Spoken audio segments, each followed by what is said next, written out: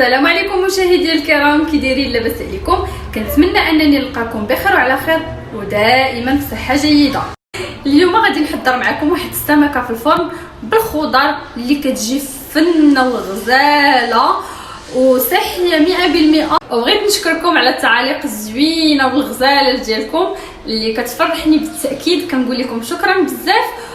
ودابا ندوزو المقادير وطريقه التحضير. بالنسبه للمقادير، عندي هنايا حوته ديال الفران. تقدروا تستعملوا اي نوع كتفضلوه، ماشي ضروري ديروا هذا النوع هذا. عندي الكورجيت القرع الاخضر اللي قطعته على هذا الشكل. عندي الجزر حتى هو قطعته على هذا الشكل.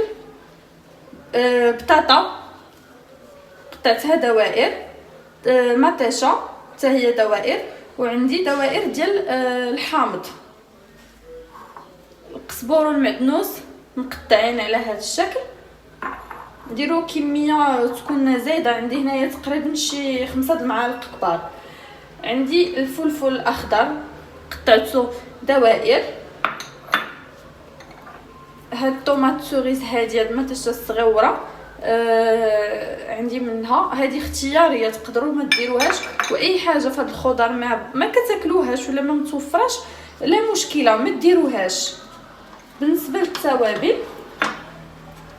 عندي الكمون، الكركم، بابريكا تحميره، الابزار، زنجبيل بودره، القزبور يابس مدقوق.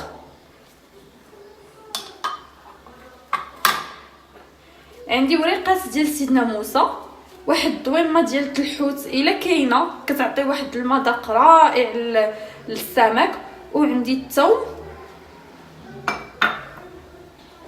وعندي كذلك الثوم بودره اختياري، هو راه فيه واحد لوغو زوين اختياري، ما متوفرش ما ديروهش. عندي هنايا هاد الحبوب ديال الابزار هذا عفوا القزبور اليابس. راني صايمه دايخه. وعندي التوابل ديال السمك حتى هادو اختياريين. عصير ديال حامضه، الصوجا، لاصوص الصوجا. عندي الهريسه، شويه ديال زيت الزيتون. دابا ندوزو والملح. دابا ندوزو لطريقه التحضير. نحيد عليا هادو من هنا باش نخدم على راحتي. غنجيب هادي غندير ديك الربيع.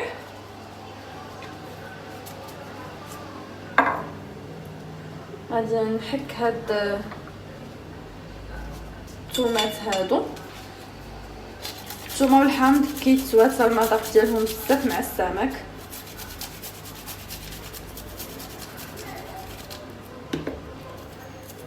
غنحكهم. انا حكيت ديك الثومات وغنضيف هاد الدويمه هادي ديال السمك.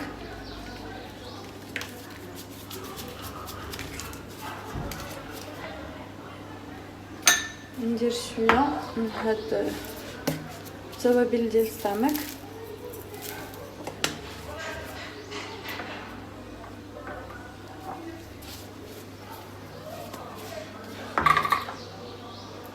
ندير هادوك التوابل الاخرين على هذا الشكل.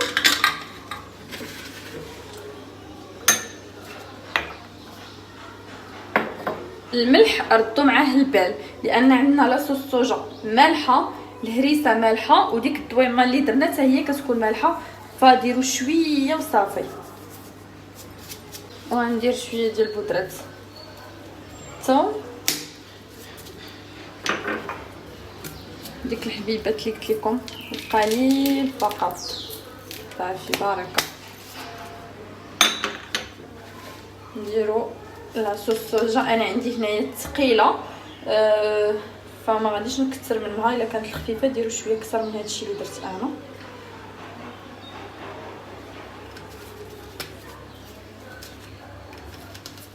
بهذا الشكل. ندير شويه ديال زيت الزيتون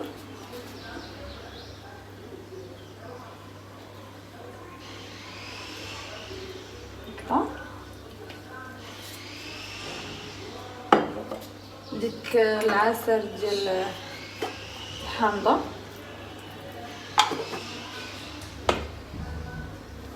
وغندير الهريسه معلقه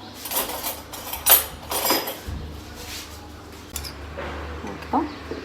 ديروا الكميه اللي كتناسبكم ديال الحار، وتقدروا تستغناو عليه غير هو في الاطباق ديال السمك كيجي صراحه زوين. غادي نخلط دابا هادشي مزيان، غادي نستعمل يدي انا خلطته مزيان. الا بان لكم القوام ديالو ثقيل بزاف ضيفوا ليه شويه ديال الماء اولا زيدوا شويه ديال العسل ديال الحامض. اول حاجه غنديرها نجيب هاد السمكه هادي وغاديه ندخل فيها مزيان هاد الشميله هادي بهذا الشكل.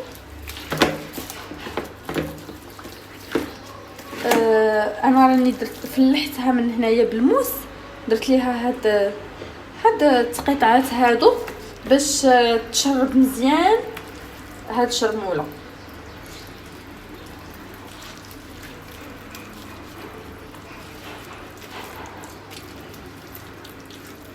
بهذا الشكل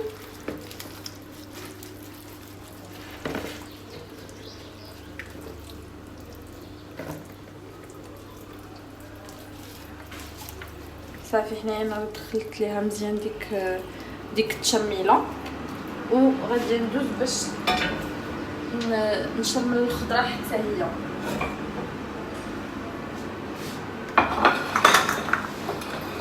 عفوا، اول حاجه غندير هاد البطيطه هادي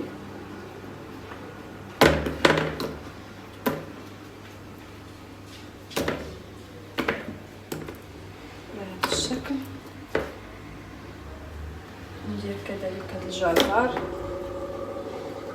باش كتجي لا الخضره ولا هاد السمكه هادي كيجيو متبلين.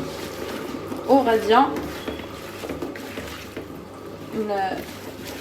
ندير فيهم حتى هما هاد الشرموله باش يجيونا بنانين ومتشربين ديك هذا. غنجيب اللاطه ديالتي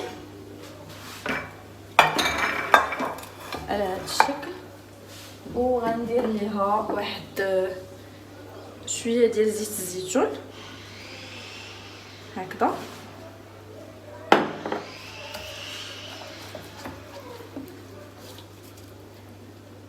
وغنبدا نحط ديك الطاطا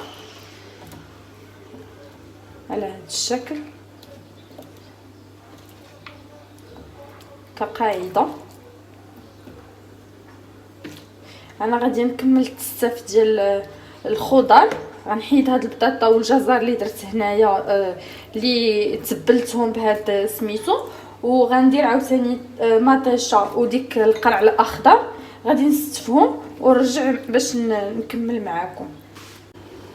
هنايا انا درت ديك الخضره كامله هنايا استفتها على هذا الشكل.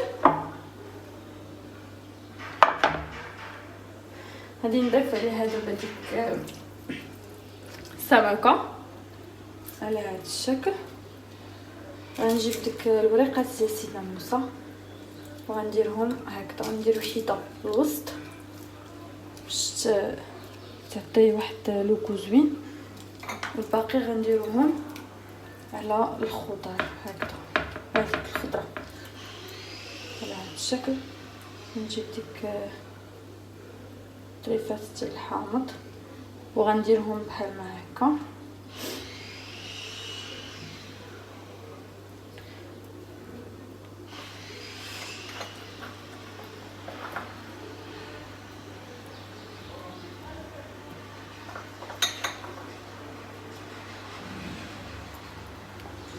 ديك الطوماط سوريز حطوها بشكل عشوائي هكا وصافي.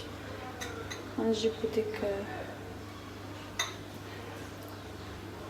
الفلفله اللي قطعنا وغنحطوها حتى هي بحال هكا.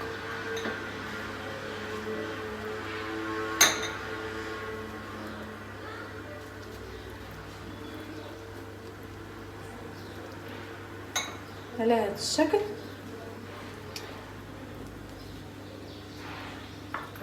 المهم راه كتجي هاد الحوت هذا كيجي غزال غزال غزال بزاف. يعني غير جربوه راه تيجي رائع. كمل هادو